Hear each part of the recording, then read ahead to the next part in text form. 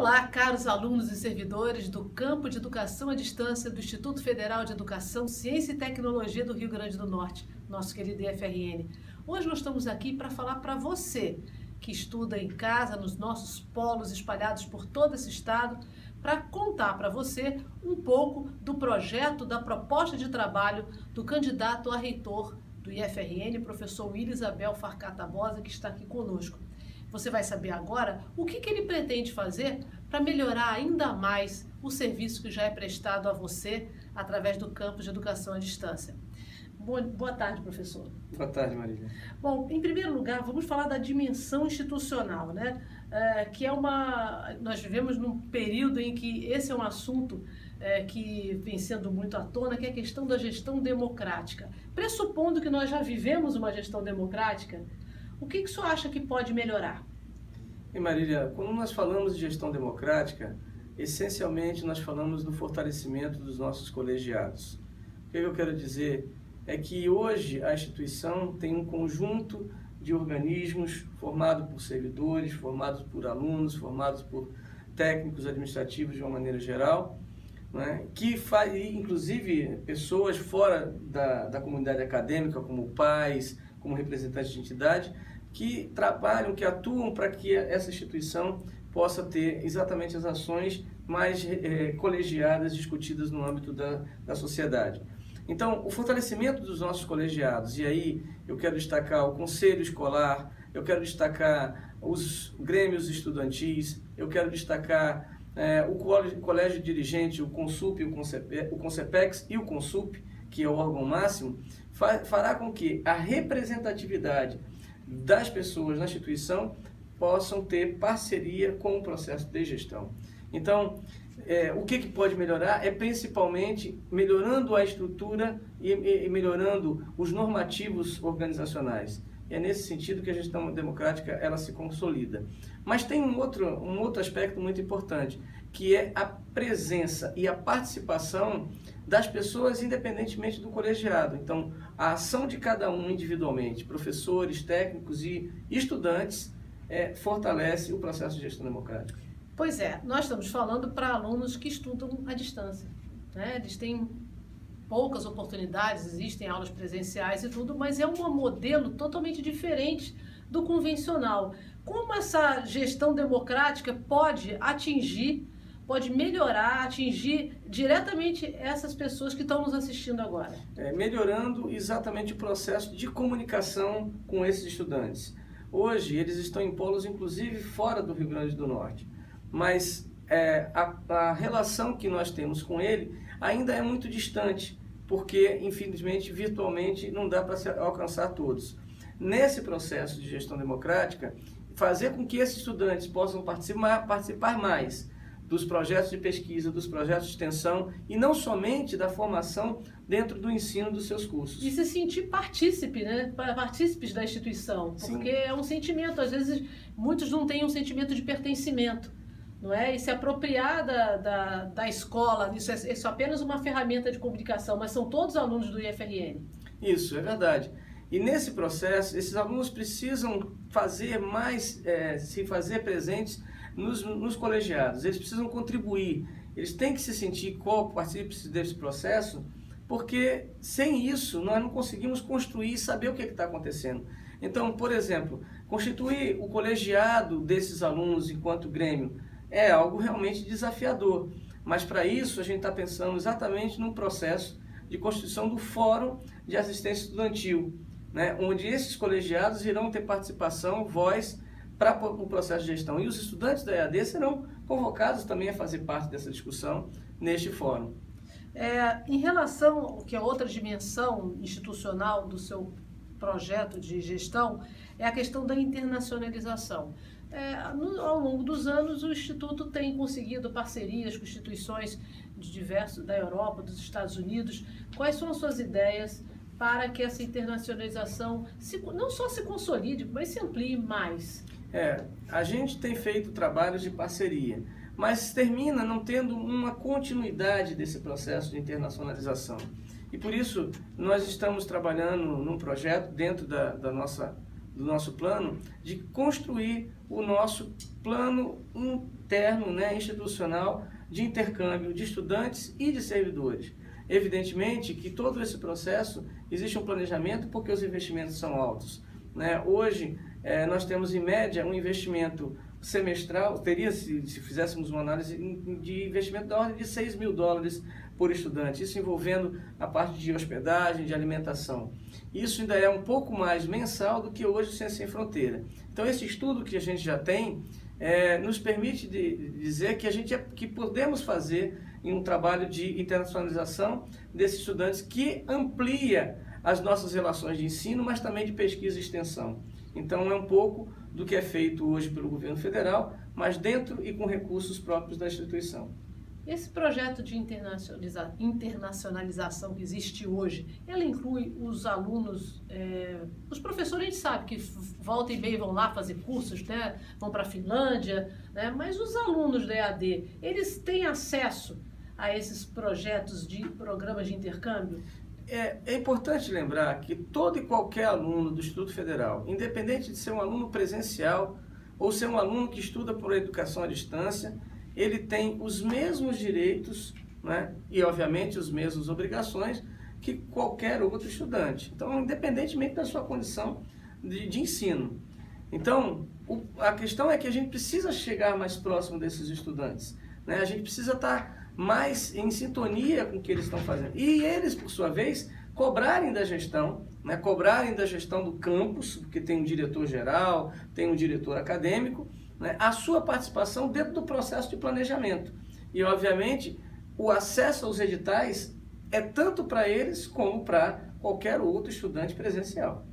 E a gente falando exatamente nessa parte de aluno e de ensino, dessa questão de chance, de oportunidade de estudar fora, a gente também não pode esquecer um aspecto muito importante que sempre foi para o Instituto Federal, pelo menos desde que eu faço parte dessa instituição, que é a questão de você não apenas você ampliar o acesso, mas garantir a permanência. Isso, quando a gente pensa em educação à distância, muita gente tem uma ideia errada de educação à distância, acha que é mais fácil. Eu acho que, assim, deve ser muito difícil, muito complicado você ser um aluno do ensino à distância sem o apoio necessário para você perseverar, né? Para você, aquela base, aquele acolhimento, mesmo tendo uma interface eletrônica, mas é um curso que você não tem aquela presença tão efetiva do professor. Depende muito da força de vontade do aluno e do empenho, não é isso? Existe algum programa, algum no seu plano, que garanta uma permanência do aluno da EAD? Exatamente dentro do programa nosso de assistência de atividades estudantis, de uma maneira geral, os alunos se inserem dentro do nosso programa de assistência estudantil. Hoje, qualquer aluno, dentro das suas condições socioeconômicas, avaliado pela assistência social, pela atividade estudantil, pela assistência estudantil nos campi, tem condições de colocar isso. E o aluno da EAD não é diferente. Ele tem que fazer o seu processo e, obviamente, havendo necessidade, eles vão ser contemplados com as bolsas necessárias. Mas a ampliação disso é algo exatamente necessário e prioritário dentro da nossa instituição. Por quê? Porque a gente vê que cada vez mais existem alunos com necessidades de transporte, de alimentação, de estadia em algumas ocasiões, para poder, por exemplo, ir aos polos, para poder ter acesso. Além disso, há alunos que têm necessidade de acesso... O suporte acadêmico também. Isso. E a necessidade do acesso às tecnologias da informação, que muitos hoje não têm, né? Então não tem como voltar para casa e ver e conseguir, então, ter acesso às suas aulas. Existem programas do governo de fomento a equipamentos, e é nessa linha que nós vamos buscar ampliar a possibilidade de acesso a esses equipamentos por parte dos nossos estudantes EAD que não tem a condição socioeconômica necessária para adquiri-los. Como é que está hoje a evasão entre os alunos do ensino à distância, professor? Você tem uma ideia? Não, a gente não tem hoje uma ideia geral, específica dos campi, mas de uma maneira geral a gente tem uma evasão em torno da ordem de 10%. Isso não é um dado muito bom, né? Isso não é uma coisa que nos satisfaça. Porque, só reforça a importância de você avançar nisso. Porque a educação à distância, Marília, exige por parte tanto do estudante, né, dos professores, mas do estudante, um outro nível de comportamento, né? Ele tem que ser tão disciplinado do ponto de vista dos estudos como um aluno presencial. E para isso ele tem que ter as condições para que ele possa realizar isso. Então ele tem que ter condições de equipamento, boas aulas elaboradas pela multimídia, não é? O acompanhamento à distância por parte dos professores. Então, esse desafio é muito maior do que no aluno presencial.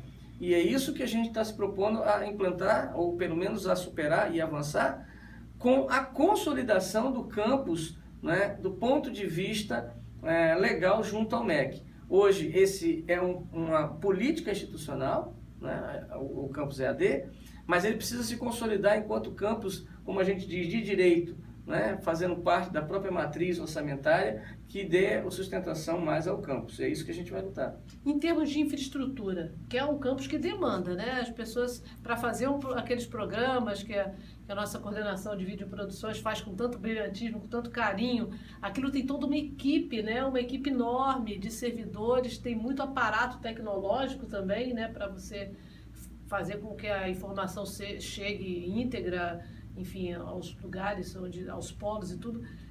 O que você pensa em termos dessa infraestrutura? Bem, é importante até a gente lembrar que o que hoje nós chamamos de campus EAD começou com uma coordenação, né, de uma estrutura física muito pequena, equipamentos e pessoal.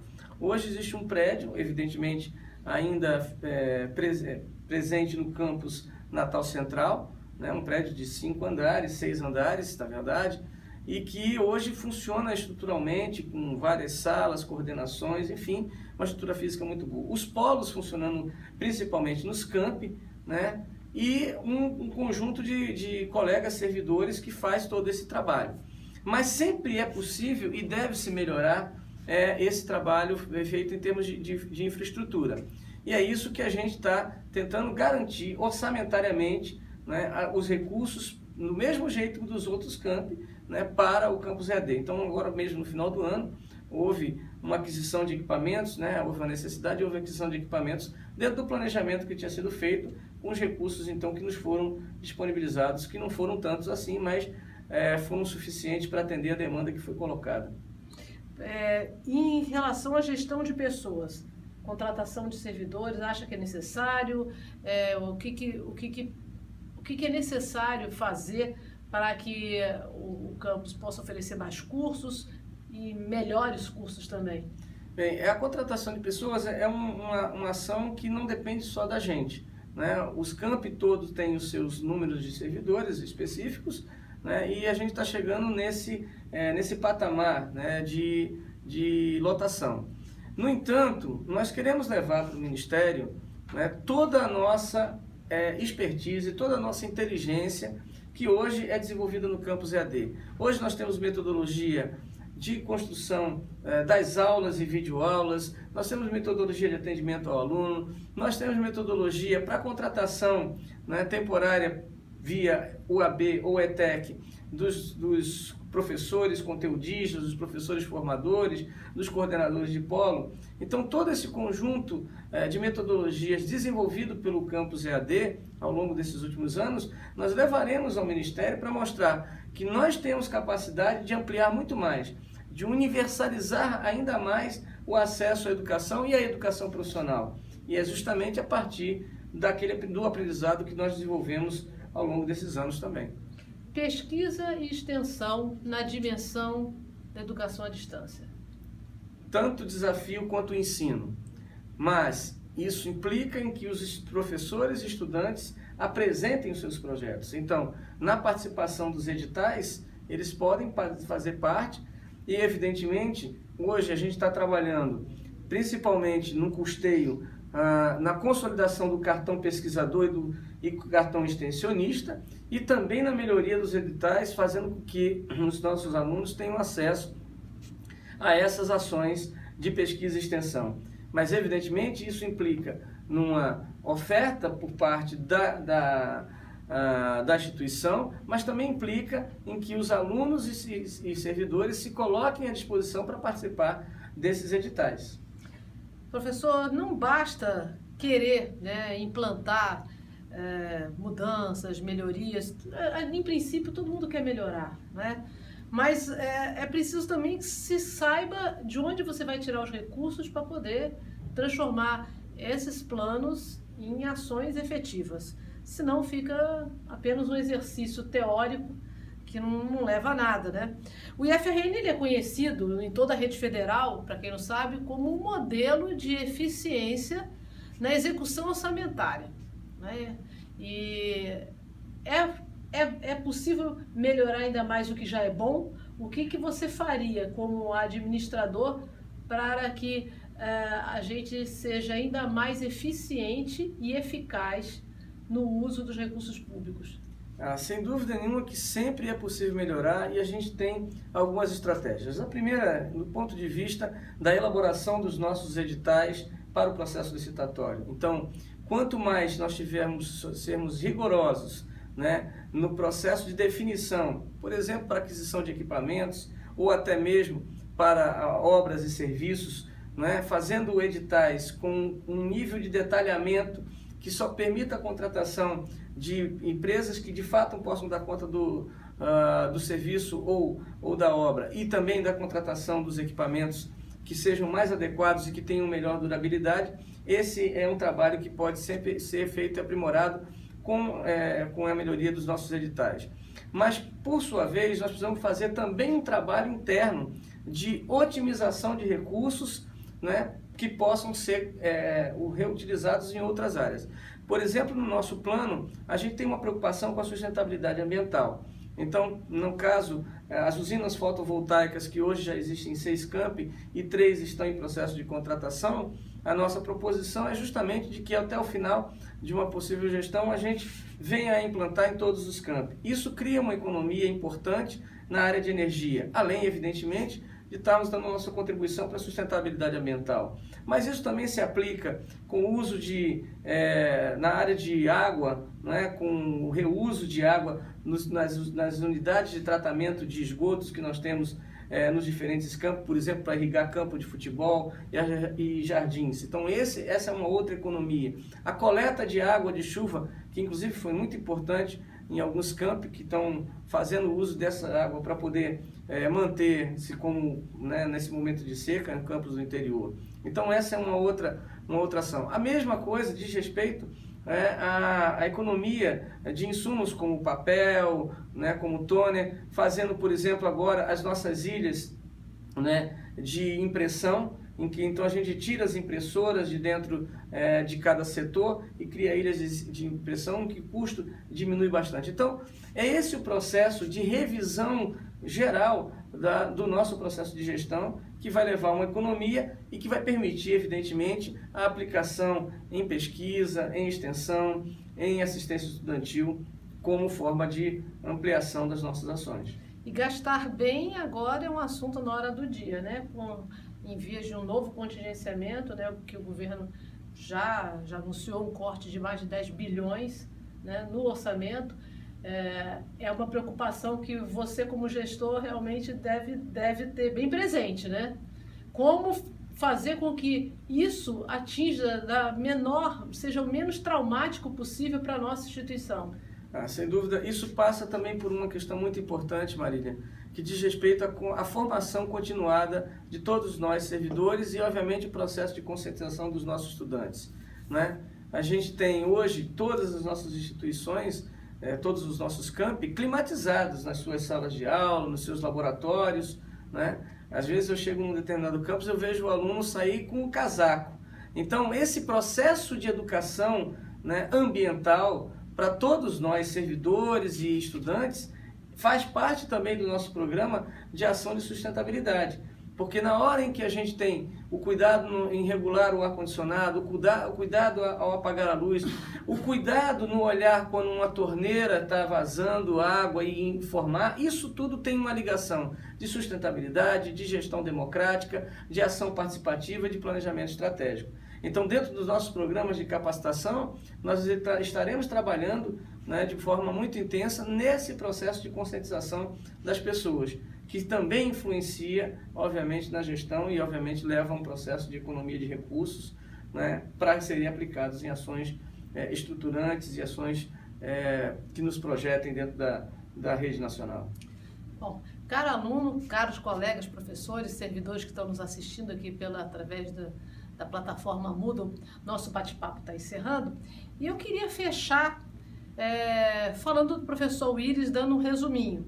Licenciado em Ciências Biológicas pelo FRN, especializado em Bioecologia, mestre em Desenvolvimento Regional e Meio Ambiente, doutor em Educação pela UFRN. Bom, gerencialmente foi coordenador de planejamento do antigo Cefet, coordenador do curso superior de gestão ambiental, diretor de desenvolvimento tecnológico da antiga UNED de Currais Novos, pró-reitor de extensão, atualmente pró-reitor de planejamento e desenvolvimento institucional. Professor, o senhor se diz pronto para ser reitor?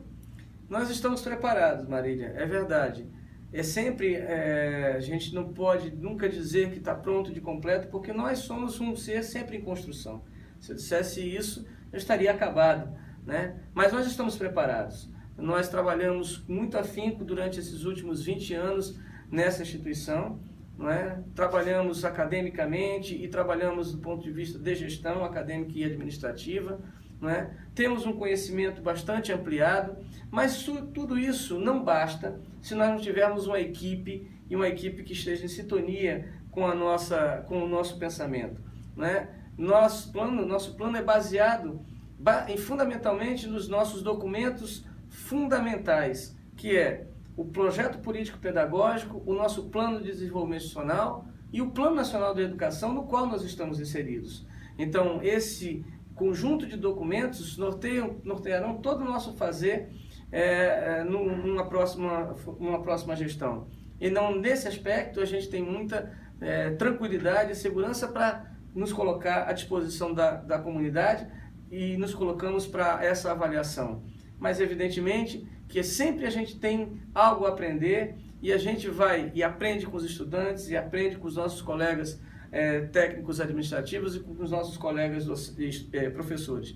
E é nessa perspectiva que a gente pretende trabalhar, numa gestão que seja dialógica, que a gente converse, que a gente dialogue, que a gente ouça as críticas, e a gente está aberto a ouvir as críticas, dentro de uma relação respeitosa, né, que é o que faz com que a educação cresça e as pessoas cresçam junto com todos nós. E agora, por último, eu queria que o senhor olhasse ali para a câmera e desse uma mensagem específica para os nossos telespectadores. Bem, para todos os estudantes e colegas servidores do campus EAD, saibam que o nosso intento e o nosso desejo é de que o campus se consolide cada vez mais, que ele hoje, que já de fato e é uma realidade na educação do Rio Grande do Norte, possa ser reconhecido também de direito pelo Ministério da Educação. Isso nós lutaremos incansavelmente para que a gente tenha cada vez mais a possibilidade de universalizar, não é, e de democratizar a educação no Brasil, em especial